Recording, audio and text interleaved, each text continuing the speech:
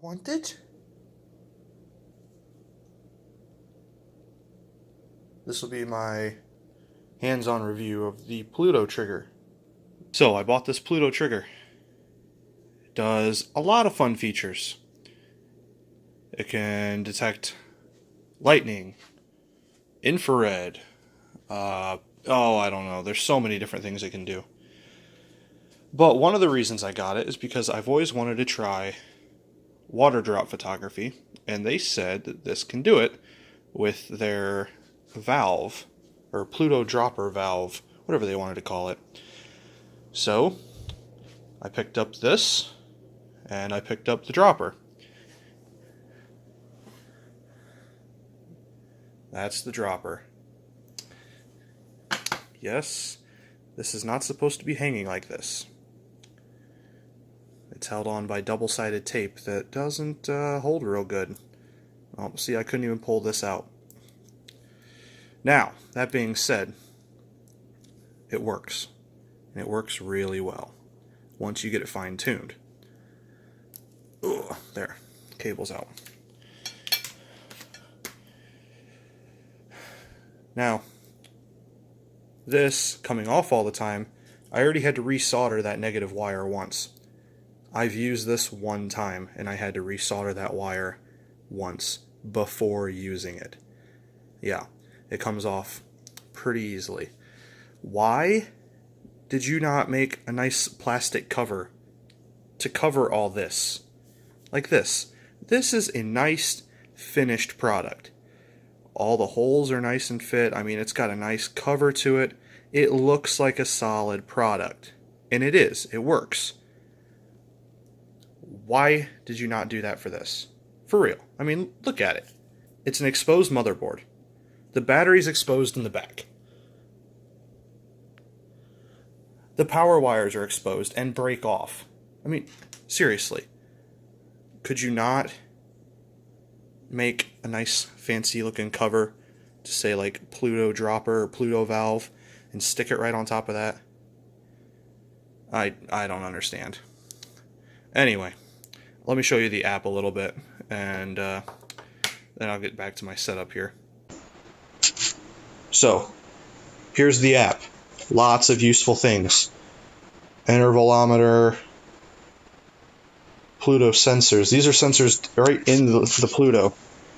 Like the laser one, actually, it came with a laser that you sign into a sensor, and if anything breaks that laser, it'll trigger your camera to take a picture. Sound, light, lightning. Lightning's what I really want to use. I just need to get that storm. Smart sensors are sensors that are in your smartphone. These tools, really nice tools. I like those, actually. You'll just have to get it and try them out. They're actually really nice. Anyway, we're talking about the droplet here with the Pluto valve. Flash delay. You've got to get two things down. You've got to get your drop delay down, which I think starts around 60. You're probably not going to have to vary it much between like 60 and where I'm at, like 100 to 120. Anywhere in there is probably going to work. Flash delay is affected by how high your valve is. Mine is about 14 inches above the plate. So, I've got about 420. Start at about 300 and do your interval. It's going to step up by 5 every 5 seconds. And you will see every picture sequentially taken on your camera will be closer and closer to... It's almost like stop motion. You'll see it. Trust me, it works very nice. But right now, that's really all there is in the app. It's trial and error. It's just getting it all figured out. They have a section for drop 3. Not really sure what drop 3 could be used for. I haven't figured that out yet. So, we'll see. But that's the app. Nice app, lots of nice features. Just got to check it out. So, the setup here. I was running my Canon EDD, running the 35mm 2.8 macro lens. It's the one with the LED ring on the front. It only came out a couple months ago.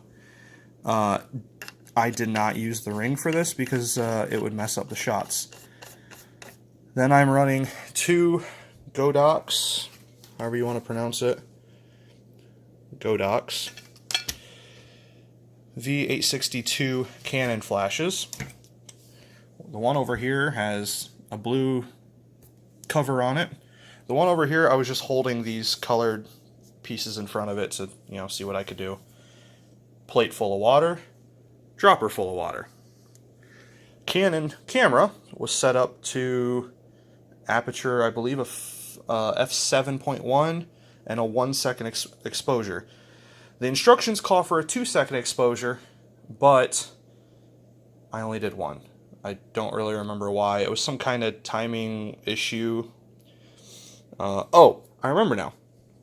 Because something got messed up in my shipping. And the flash control cable, which doesn't actually connect into these flashes at all, was missing. But it does connect into my wireless controller. So I was able to hook up the Pluto valve, or the Pluto controller, directly to one of my flashes in this little port here. And it was able to wirelessly control that flash, and everything worked. It just took some finagling to do. But once I got the timing and everything down, the timing in the app for the flash timing down, the flash delay down, I got that set, and once it was set, every single picture was perfect. I mean, not perfect, but every single picture had a collision. Every single picture was a hit.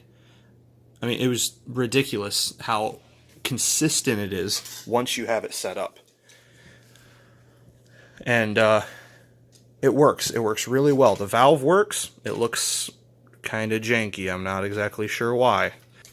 But once you get it running and once you get it set up, it does work. So my overall opinion of the Pluto trigger: works good.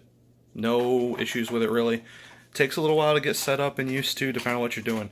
Setting it up with that valve, it took some time. Way worth it though. Great. Valve works perfect. Probably should have covered up the motherboard and secured it a little better, but it works. So, do you have one of these? Let me know what you think about it. What do you use it for? Stick around. I'm going to be trying to do more videos with photography, random crap, because that's usually what I do. I have no real focus in life. But if you want to see more of these, if you want to see more of my beard, if you want to see some dog, ride a dog. Alrighty. Like, subscribe. Hey, let me know what you like here. I'll try to do some videos and keep up with this a little better than I've done before. So, anyway, have a good one.